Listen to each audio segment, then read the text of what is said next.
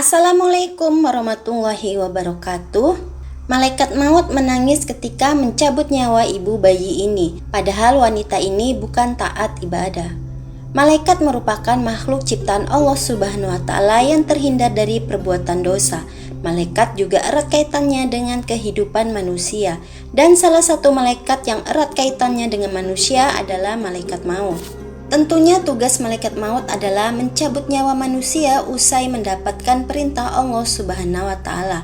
Dan di antara nyawa manusia yang dicabut terdapat peristiwa yang membuat malaikat maut menangis saat mencabut nyawa ibu dari seorang bayi. Lantas mengapa malaikat maut sampai menangis? Simak kisahnya berikut ini. Sebagaimana diceritakan dalam kitab Tazkirah oleh Imam Qurtubi, malaikat maut menangis saat mencabut nyawa seorang wanita. Padahal wanita tersebut tidak digambarkan sebagai seorang wanita yang taat beribadah. Dikisahkan saat itu malaikat maut sedang mencabut nyawa seorang wanita di tengah padang pasir yang tandus. Meskipun saat itu ajal wanita tersebut telah tiba, malaikat maut belum menjalankan tugasnya. Hal ini disebabkan karena saat itu ternyata wanita yang hendak dicabut nyawanya tersebut tengah hamil dan hendak melahirkan. Jadi malaikat maut kemudian menunggunya hingga wanita tersebut kemudian melahirkan bayinya terlebih dahulu. Dan ketika bayinya telah lahir, malaikat maut kemudian langsung mencabut nyawa wanita tersebut sambil terisak dalam tangisnya. "Aku pernah menangis saat mencabut nyawa seorang wanita," ucapnya. Kemudian ia berkata lagi, "Dan aku menangis saat aku mencabut nyawanya karena mendengar bayi tersebut menangis dan tidak ada seorang yang mengetahui hal tersebut." Di situ malaikat terisak mengetahui bayi tersebut lantaran tak ada seorang pun yang mengetahui keberadaannya di tengah padang pasir. Malaikat maut pun tak bisa menolongnya lantaran ia hanya mendapatkan tugas untuk mencabut nyawa.